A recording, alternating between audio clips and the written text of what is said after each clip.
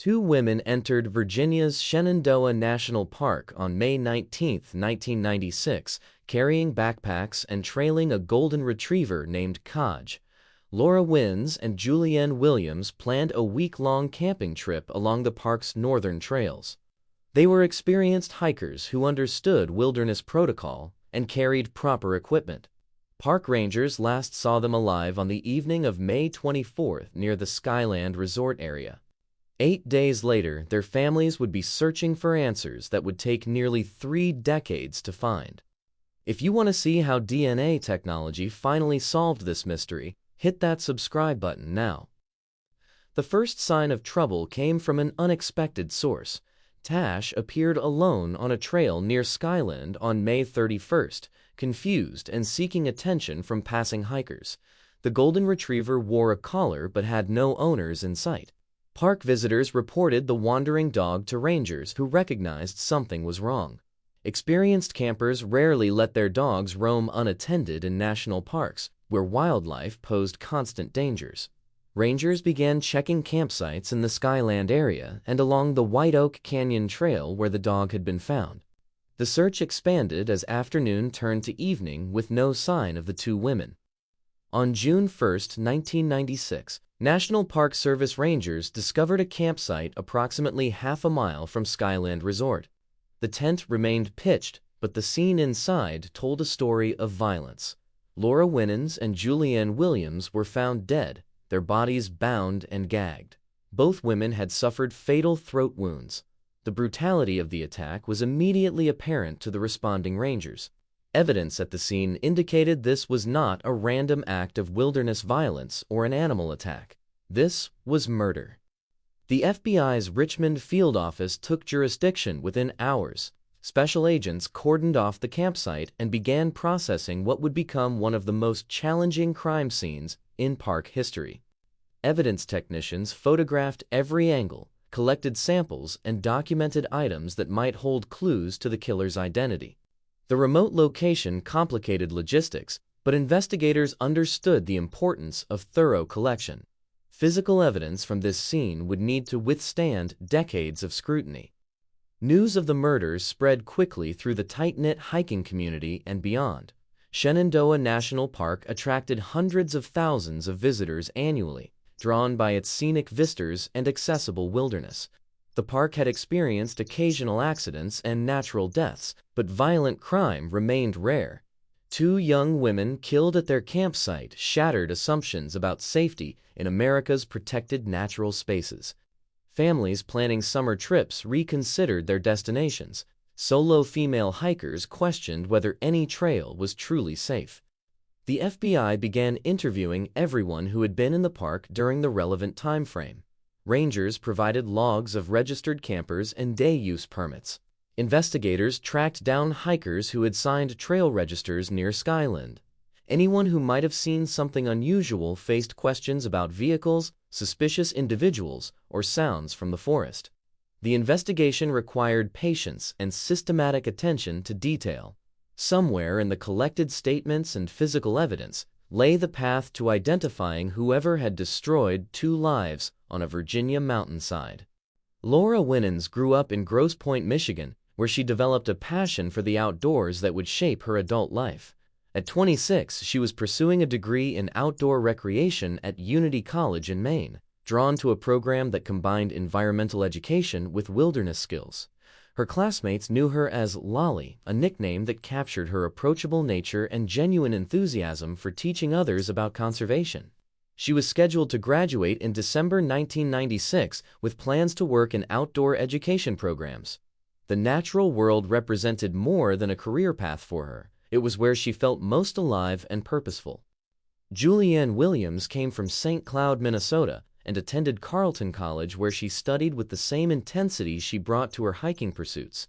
At 24, she had already completed numerous backcountry trips and understood the technical aspects of wilderness navigation and safety. Friends called her Julie and described her as thoughtful and passionate about environmental issues. She volunteered with organizations that introduced young people to outdoor recreation, believing that connection to nature fostered both personal growth and conservation awareness. Her academic work focused on finding ways to make wilderness experiences accessible to communities that traditionally lacked exposure to natural spaces. The two women met through Woods Women, an organization providing outdoor adventure and educational programs specifically for women. The group offered courses in everything from basic camping to advanced mountaineering, creating spaces where women could develop wilderness skills without the male-dominated culture that often pervaded outdoor recreation. Laura and Julianne connected over shared values about environmental stewardship and the importance of female representation in outdoor fields. Their relationship deepened as they discovered how their individual strengths complemented each other. Laura brought infectious energy and teaching ability, while Julie contributed careful planning and technical knowledge.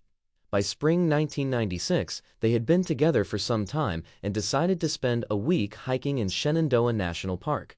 The park offered over 500 miles of trails, ranging from easy walks to challenging backcountry routes. They chose an area near Skyland Resort that provided access to scenic overlooks and waterfall trails without requiring extreme technical skills. The plan was straightforward: set up a base camp and take day hikes to explore the surrounding ridges and valleys. They brought Taj, their golden retriever, who had accompanied them on previous wilderness trips. The dog's presence added both companionship and a measure of security on remote trails.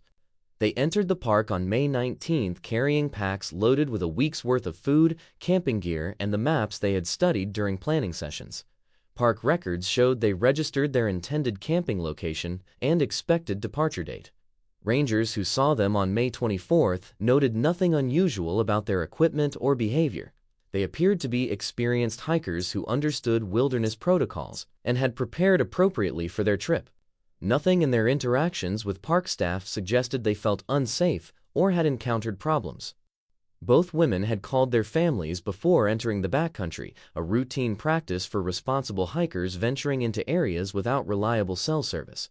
When they failed to return home as planned and missed scheduled check-in calls, their parents contacted the National Park Service.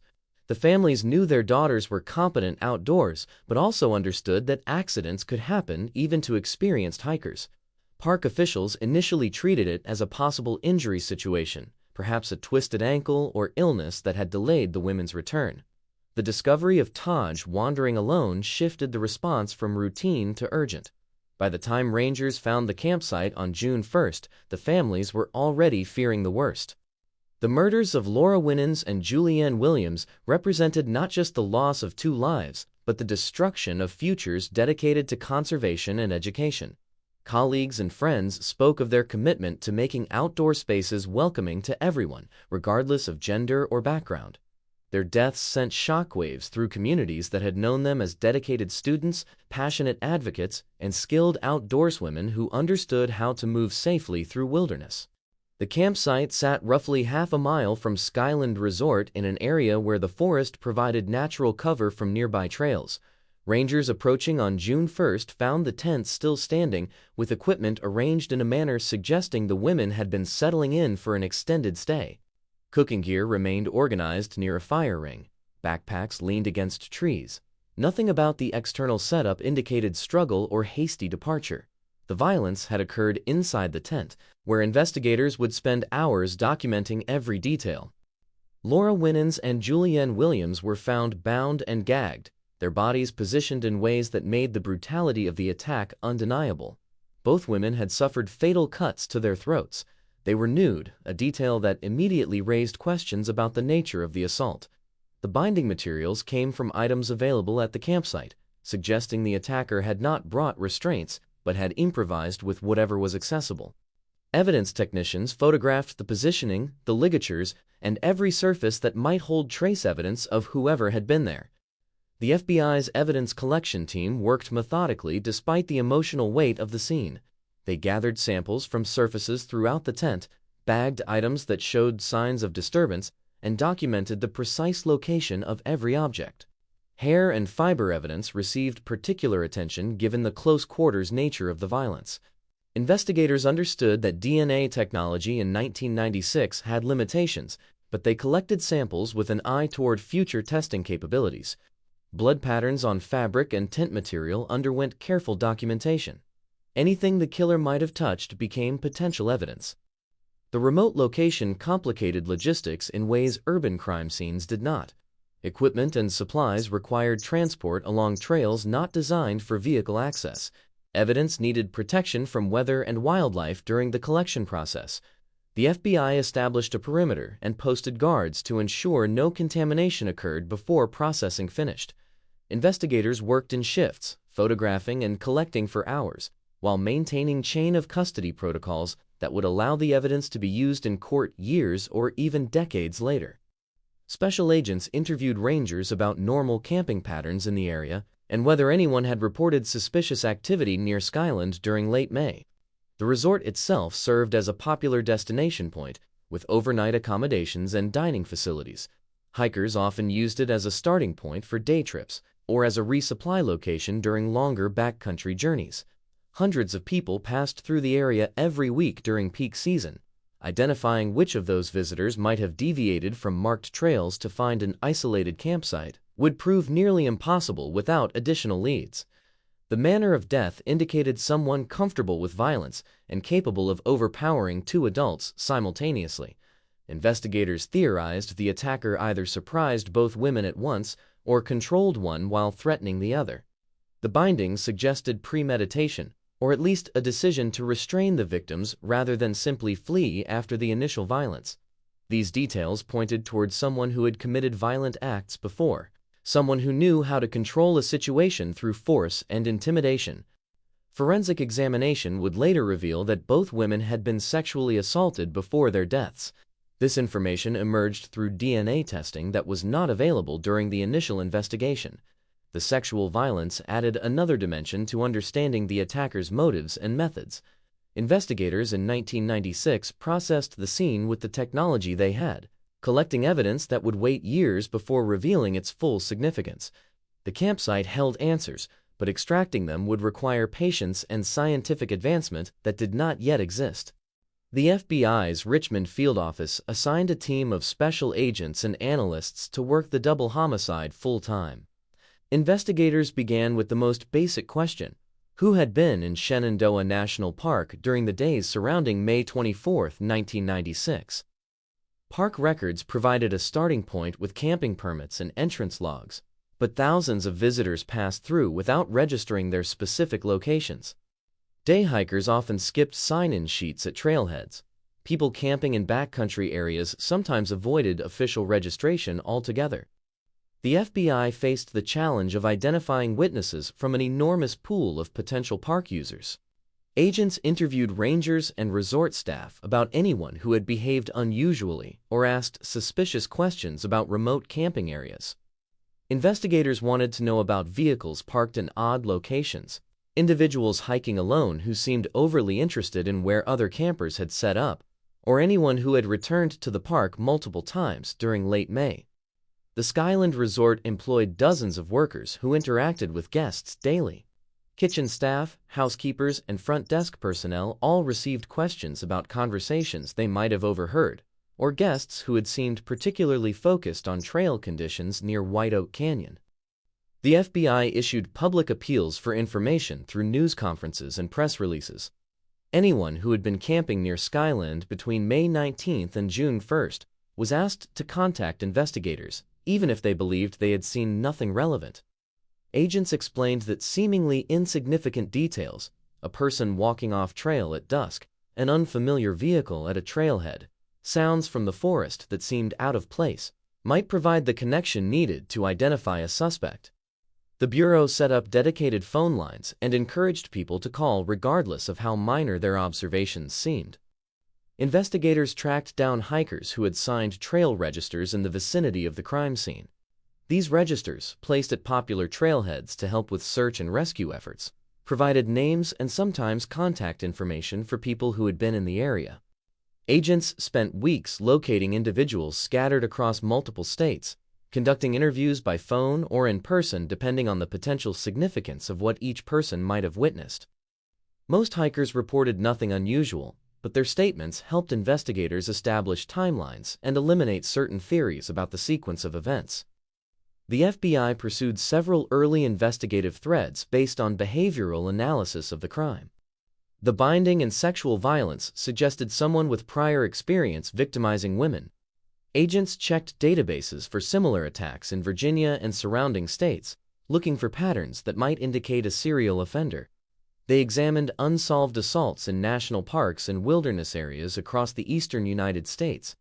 The theory was that someone comfortable attacking hikers in remote locations had likely done so before, or would do so again. Evidence from the campsite underwent analysis at FBI laboratories, where technicians processed fingerprints, hair samples, and biological material collected from the tent and victims' bodies. DNA testing in 1996 existed, but had significant limitations compared to techniques that would emerge in later years. Analysts could extract genetic profiles from certain samples, but the resolution was not sufficient to definitively match individuals without substantial reference material. Hair evidence received microscopic examination to determine characteristics that might narrow the suspect pool. Fingerprints lifted from camping equipment were run through available databases with no matches returned.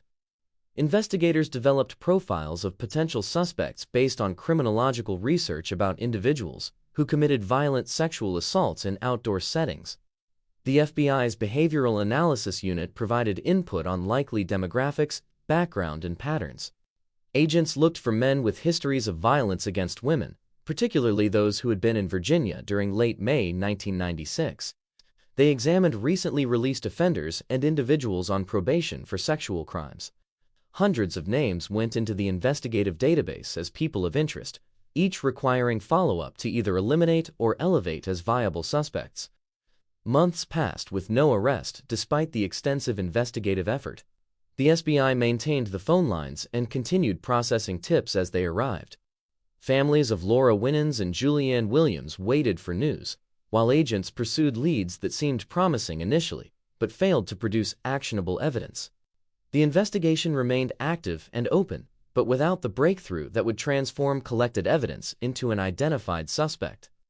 In 1998, 2 years after the murders of Laura Winans and Julianne Williams, a different incident in Shenandoah National Park drew FBI attention. A female bicyclist reported that a man driving a truck had attempted to force her off the road and abduct her.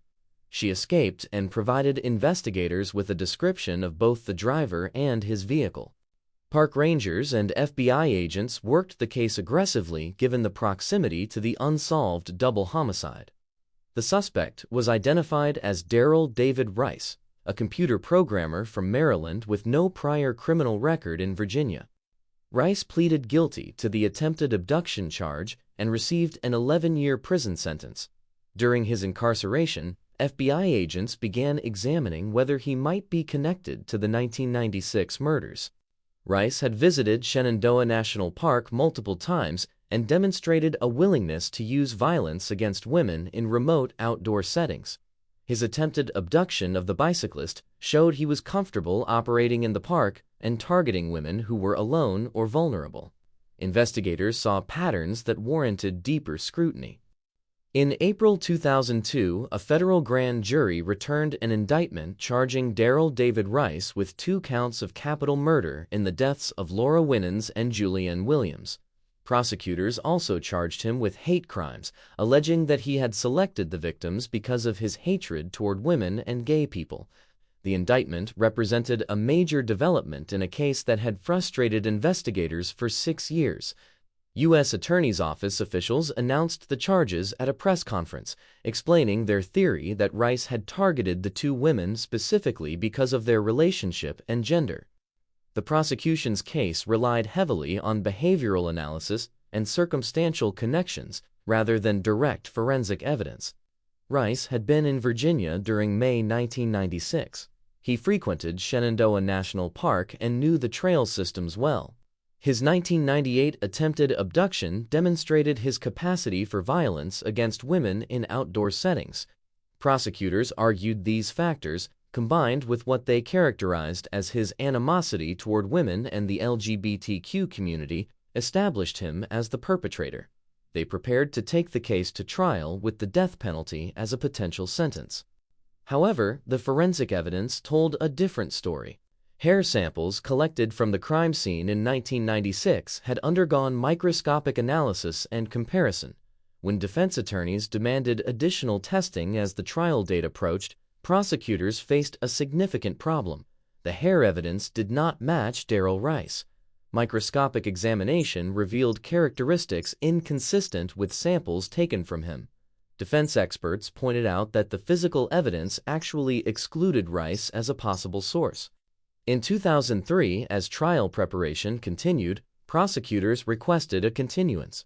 Government forensic experts had concluded that DNA evidence from the crime scene belonged to an unidentified male, and that male was definitively not Darrell Rice. The U.S. Attorney's Office faced an ethical obligation to acknowledge exculpatory evidence that contradicted their theory of the case. Prosecutors could not in good conscience proceed to trial, knowing that forensic science excluded their defendant. The case against Darrell David Rice was dismissed. U.S. Attorney Christopher Kavanaugh would later acknowledge during the 2024 press conference that the 2002 indictment had not been built on forensic evidence. Prosecutors in 2002 had moved forward based on circumstantial factors and behavioral profiles without having definitive scientific proof connecting Rice to the murders. When that scientific proof arrived and pointed away from Rice, the case collapsed. The dismissal meant that investigators had spent years pursuing the wrong suspect, while the actual killer remained unidentified. Rice completed his sentence for the 1998 attempted abduction and was released from prison in 2011 after serving additional time for probation violations. The murder charges had been dropped nearly a decade earlier, but the indictment had marked him publicly as a suspected killer.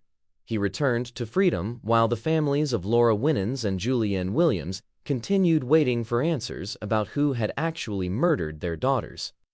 The Rice indictment and subsequent dismissal revealed the dangers of building a prosecution around behavioral theories without solid forensic grounding. Investigators had identified someone who fit a profile and whose prior actions suggested capability for violence. They constructed a case based on those observations and took it to a grand jury. But physical evidence does not lie, and when DNA technology provided clarity, it showed that investigators had been wrong. The real killer had remained free while resources focused on prosecuting an innocent man. The dismissal sent the investigation back to its starting point, with one crucial difference. DNA evidence existed that could identify the killer, if investigators could find the right person to test against. The challenge was locating that person among millions of possibilities, without additional leads pointing toward a specific suspect. Evidence from the crime scene sat in storage, waiting for the advancement that would finally unlock its secrets. The years after the Rice dismissal brought frustration for investigators and anguish for families who had already endured nearly a decade without justice. The FBI maintained the case in active status, but leads had dried up, and the DNA evidence that excluded Rice offered no clear path forward. Agents understood they possessed genetic material from the killer, but lacked a suspect to test it against. The evidence sat preserved in storage while investigators waited for either a breakthrough tip or advancement in forensic technology that might provide new investigative avenues. In 2016, the 20th anniversary of the murders prompted the FBI to issue renewed public appeals for information. Special agents held press conferences reminding the public that the case remained unsolved and that someone, somewhere, might possess knowledge that could identify the killer. The Bureau released photographs of Laura Winans and Julianne Williams, hoping to keep their memory alive in the public consciousness and to encourage anyone with information to come forward. Investigators emphasized that even 2 decades later, no piece of information was too small or insignificant to report. Family members participated in the anniversary appeals, speaking about their daughters and the loss that had shaped their lives for 20 years. They described Laura and Julie as vibrant young women, passionate about conservation and outdoor education, futures cut short by violence in a place that should have represented safety and natural beauty. The families pleaded with anyone who had been in Shenandoah National Park during late May 1996 to search their memories for details they might have dismissed as unimportant at the time. Perhaps someone had seen a person acting strangely near the Skyland area, or had encountered someone on the trails who made them uncomfortable. The 25th anniversary in 2021 brought another round of public outreach. FBI Richmond Field Office posted new statements and photographs on social media platforms, reaching audiences that had not existed when the investigation began. Younger hikers who frequented Shenandoah learned about the unsolved murders through Facebook and Twitter posts that asked for shares and comments. The FBI wanted to ensure that a new generation understood the danger that had once stalked the park and might still be connected to other unsolved crimes. Behind the public appeals, investigators knew that DNA technology had evolved dramatically since 1996. Forensic genetic genealogy had emerged as a powerful tool for identifying suspects through family connections and DNA databases. Companies like 23andMe and Ancestry had created enormous repositories of genetic information from people interested in tracing their family histories. Law enforcement had begun using these databases to generate leads in cold cases by uploading crime scene DNA and finding distant relatives of unknown suspects. The technique had solved several high-profile murders and sexual assaults after decades of dead ends. The FBI recognized that the evidence from the Winans and Williams murders could potentially benefit from these new techniques. However, the process required funding, specialized laboratory capabilities, and the right expertise to navigate complex genetic genealogy databases. Investigators needed resources to send evidence to accredited private labs capable of performing advanced DNA extraction and analysis. Federal grant programs existed to support cold case investigations, but required formal applications and justification for why specific cases deserved priority funding. Throughout the long years between 1996 and 2021, the families never stopped hoping for resolution. They marked birthdays Laura and Julie would never celebrate, and graduations they would never attend. They watched as other cold cases found solutions through advancing technology, while their own remained frustratingly unsolved. The FBI assured them repeatedly that the investigation stayed active, and that agents continued reviewing the evidence for any detail previously overlooked. Those assurances offered limited comfort to parents who had buried their daughters without ever learning who had killed them or why. In 2021, the FBI's Richmond Field Office assigned a fresh investigative team to conduct a comprehensive review of the murders. Special agents and intelligence analysts began examining every piece of evidence collected in 1996, every interview conducted over the years, and every lead pursued during the initial investigation and subsequent decades. The team approached the case with modern investigative techniques and an understanding of how forensic technology had transformed since the original crime scene processing. Their mandate was clear: determine what evidence held the most promise for advanced testing and identify funding sources to support that analysis. The team secured a grant through the Department of Justice's Sexual Assault Kit Initiative, a federal program designed to help law enforcement agencies process backlogged evidence and solve violent crimes. The SAKI grant provided funding to send evidence to accredited private laboratories equipped with state-of-the-art DNA extraction and analysis capabilities. These labs specialized in recovering genetic material from degraded or challenging samples,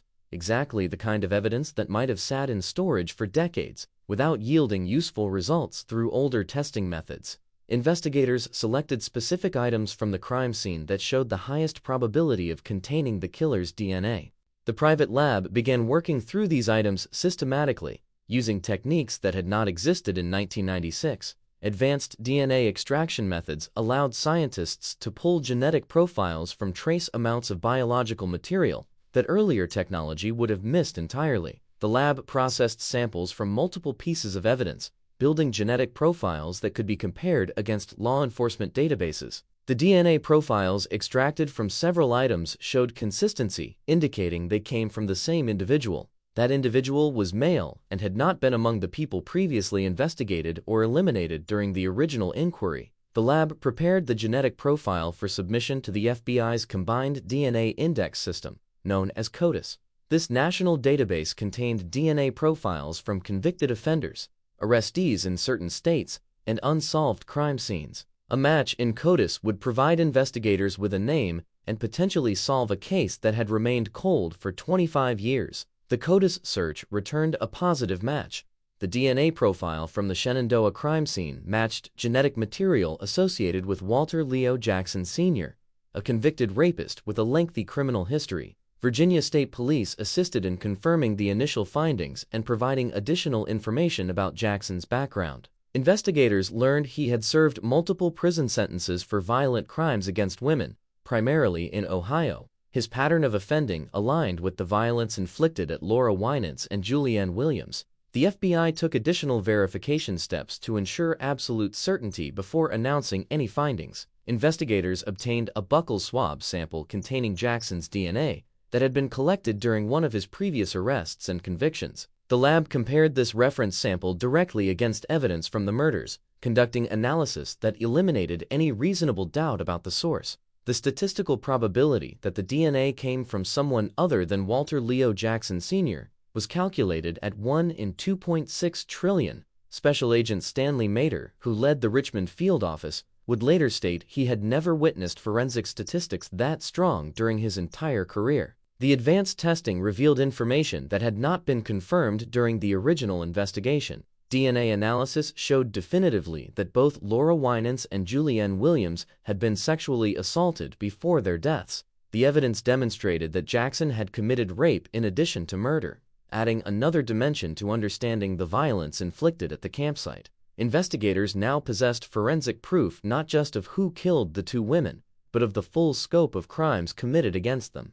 The breakthrough represented exactly what investigators had hoped advancing technology would provide. Evidence collected carefully in 1996 and preserved properly through decades of storage had finally yielded the answers families had waited to hear. The DNA match gave the FBI a name, a criminal history to examine, and the ability to tell Winans and Julianne Williams's families that after 28 years, authorities knew who had murdered their daughters. However, the identification brought a complication that would prevent the prosecution investigators had imagined. Walter Leo Jackson Sr. had died in prison in March 2018, 3 years before the investigative team had even begun their systematic review of the evidence. He had been incarcerated in Cuyahoga County, Ohio, serving time for violent crimes committed against other women. The breakthrough that solved the case came too late to bring Jackson to trial. Too late to force him to face the families of his victims. Too late for any conventional form of justice. Walter Leo Jackson Sr. was born and raised in the Cleveland, Ohio area, where he worked as a residential house painter. Neighbors and acquaintances would later describe him as someone who kept largely to himself, maintaining the kind of low profile that allowed him to avoid scrutiny, despite a violent criminal history that stretched back years. Jackson was an avid hiker who frequently visited natural areas and parks throughout the eastern United States. Shenandoah National Park in Virginia was among his known destinations, a fact that would become critically important when investigators finally connected him to the 1996 murders. The violence Jackson inflicted on Winans and Julianne Williams on May 24, 1996, represented part of a pattern that continued immediately after the murders. On June 5, 1996, just 12 days after the killings in Shenandoah, Jackson returned to Cuyahoga County, Ohio, where he forcibly kidnapped and raped a woman at knife point. The attack occurred at night and followed a pattern of overpowering his victim through threats and physical force. He held a knife to the woman's throat during the assault, demonstrating the same willingness to use lethal violence that had characterized the Shenandoah murders. 1 month later, on July 16, 1996, Jackson committed another violent crime in Cuyahoga County. He broke into a dwelling at night, kidnapped a woman from inside, and raped her while threatening her with a knife. The two Ohio assaults within weeks of each other showed an escalating pattern of violence against women. Jackson targeted victims when they were vulnerable, used weapons to control them, and demonstrated no hesitation about breaking into homes or snatching people from their daily activities. Each attack required planning and showed someone comfortable with extreme violence. Jackson managed to avoid arrest for these 1996 crimes for years despite the severity of the offenses. He continued living in the Cleveland area and working as a painter, maintaining the facade of ordinary life, while having committed multiple rapes and 2 murders within a span of months. His ability to evade detection spoke to either investigative limitations of the era or his skill at compartmentalizing his violent behaviors from his daily existence. Law enforcement had not yet connected the Ohio assaults to each other or to the Virginia murders. In 2011, Jackson was arrested and charged with forcibly abducting and raping a woman in yet another violent attack. This arrest finally put him in prison, where he would remain for the rest of his life. Prosecutors working that case discovered evidence linking Jackson to the 1996 Ohio rapes that had gone unsolved for 15 years. In 2014, authorities charged him with those earlier crimes, adding to the sentences he was already serving. Jackson's criminal record by this point included kidnapping, multiple counts of rape, and various assault charges. Every documented victim was female. Every attack involved overwhelming force and weapons used to terrorize and control. Jackson died in prison in Cuyahoga County, Ohio in March 2018 at the age of 70. He had been incarcerated continuously since his 2011 arrest and had served portions of at least 4 separate prison terms during his life for violent crimes against women. His death occurred 3 years before the FBI's new investigative team would even begin their systematic review of evidence from the Shenandoah murders. He died without ever being charged with killing Laura Winans and Julianne Williams, without facing their families in court, without being forced to answer for the violence he had inflicted in Virginia. The FBI continued investigating whether Jackson was responsible for other unsolved crimes in addition to the confirmed attacks. His habit of traveling to natural areas and his history of targeting women in vulnerable situations raised questions about whether additional victims existed whose cases remained unsolved. Investigators reached out to law enforcement agencies in states where Jackson had lived or visited, asking them to review cold cases involving violence against women in outdoor settings or near hiking trails. The possibility existed that the documented crimes represented only a fraction of the violence Jackson had committed during his lifetime.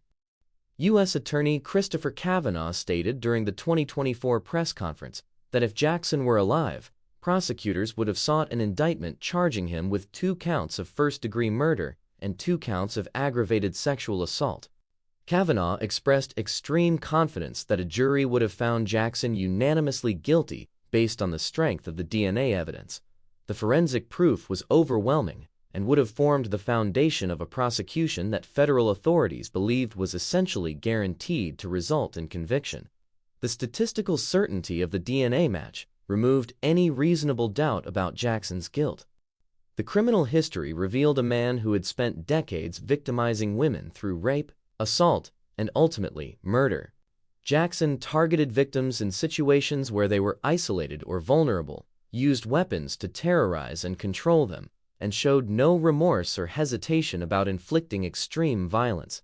His pattern of offending demonstrated someone capable of escalating from assault to murder, and who returned repeatedly to violent behavior, even after serving prison time.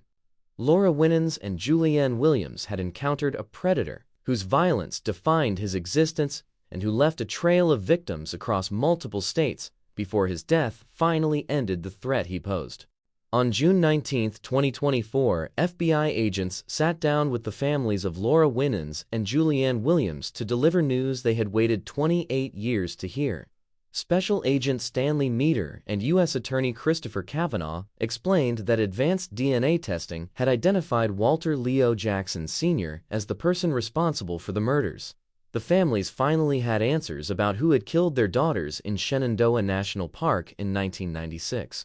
They learned that Jackson had a documented history of violent crimes against women and had died in prison 6 years earlier. The identification brought closure of a kind, but not the justice they had hoped to witness. The following day, June 20, 2024, the FBI Richmond Field Office and the U.S. Attorney's Office for the Western District of Virginia held a joint press conference to announce the findings publicly. Meters stood before assembled media and stated clearly that after nearly 3 decades, authorities could definitively say who had committed the brutal murders. The forensic evidence was overwhelming, with statistical certainty that eliminated any reasonable doubt about Jackson's identity as the killer. Kavanaugh emphasized that if Jackson were alive, prosecutors would have immediately sought an indictment charging him with 2 counts of first-degree murder and 2 counts of aggravated sexual assault. Kavanaugh addressed questions about whether the murders constituted hate crimes, given that Winans and Williams were in a relationship. The original investigation in 1996 had considered that theory, and the 2002 indictment of Darrell Rice had included hate crime charges. However, investigators found no evidence that Jackson had known about the women's sexual orientation or had selected them because of it. The U.S. Attorney was direct in his assessment, stating the crimes were brutal and hateful by definition, but that prosecutors had no proof Jackson had targeted the victims because of their membership in any protected class. The violence appeared to be opportunistic rather than motivated by specific animosity toward the LGBTQ community. The press conference revealed details about Jackson's criminal background that painted a picture of a serial violent offender. Meter explained that Jackson had a lengthy history including kidnapping, multiple rapes, and assaults. His victims were women, and his crimes concentrated in Ohio, where he had served at least 4 separate prison terms. The pattern of violence stretched across decades and demonstrated that Jackson represented a sustained danger to women throughout his adult life. His most recent imprisonment had begun in 2011, and he remained incarcerated until his death in March 2018, at age 70. Investigators disclosed that Jackson had been a residential painter by trade and an avid hiker who was known to visit Shenandoah National Park. This detail explained his familiarity with the terrain and trail systems. He would have understood how to navigate the park, where remote camping areas were located, and how to move through the landscape without drawing attention. His occupation as a painter meant he traveled for work and had flexibility in his schedule that allowed extended absences. These factors combined to create opportunities for violent crimes in locations far from his home base in the Cleveland area. The FBI announced that investigators were working with law enforcement agencies in Ohio and other jurisdictions to determine whether Jackson might be connected to additional unsolved crimes. Meter emphasized that the investigation would not stop with the identification. Authorities wanted to know if Jackson had victimized other women whose cases remained open. The Bureau encouraged anyone with information about Jackson's activities or whereabouts during the 1990s and 2000s to contact the FBI, regardless of how insignificant those details might seem. Kavanaugh acknowledged the family's long wait for answers and expressed condolences for their loss. He stated that while nothing could ease the pain of losing Laura and Julie, he hoped the identification of their killer provided some measure of solace. The families did not attend the press conference, but released statements through the FBI, expressing gratitude for the continued investigative efforts and relief that the question of who had killed their daughters finally had an answer. The resolution demonstrated both the power and limitations of advancing forensic technology. DNA analysis ultimately identified the killer, but only after he had died in prison for other crimes. The evidence collected in 1996 and preserved carefully through decades of storage had performed exactly as investigators hoped, providing definitive identification when technology caught up to the challenge. However, that success came too late to put Jackson on trial, too late to confront him with the evidence, and too late to hold him publicly accountable in a courtroom. The identification also highlighted the importance of thorough evidence collection and proper preservation. Investigators in 1996 could not have predicted how DNA technology would evolve, or what techniques would become available decades later. They collected samples and stored them according to protocols that ensured future testing remained possible. That diligence paid off in 2024, when advanced methods finally extracted the genetic profiles that solved the case. The lesson for law enforcement was clear: collect everything possible and preserve it properly, because technology will continue advancing.